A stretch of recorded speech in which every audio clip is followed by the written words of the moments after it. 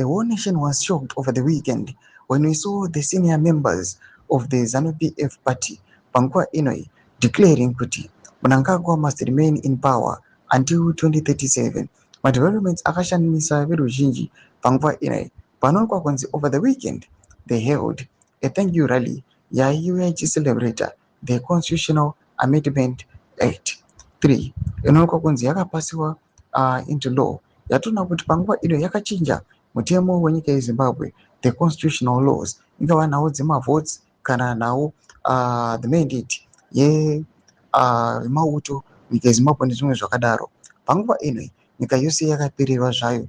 Totipa subscribe or like on the bell. Timina paindi Harrison risina mudzi anobuda chiposta una Masimirembwa anatagwire wamuri kuona during the airport celebrations obudanyira chiti in quotes. As the most senior and visionary leader of ZANU-PF, President Dr. Emmerson Mnangagwa remains the ideal leader to continue guiding both the party and the nation, even beyond 2030 up to 2037.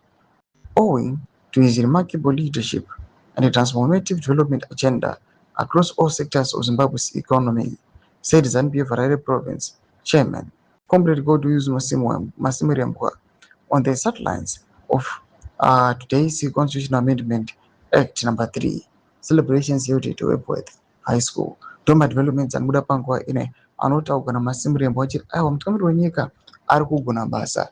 Panguva ino afanira kuendera mberi aiwa nekutungamirira nyika kusvika 2037. Izvi anozvitaura after the Constitutional Amendment Bill yapaswa into law yava the Constitutional Amendment Act. And panguva ino zvatinoziva nezvinoitika nenyika izvo, there are some people who are opposed to this. But as civil society members, some opposition groups, citizens, they even planned the 31 July protest. But Pankhwa in ZANU-PF government is trying to crush these protests as far as possible. And I comment section methods of any more to give them to the page each. Subscribe or like, watch on the bell icon.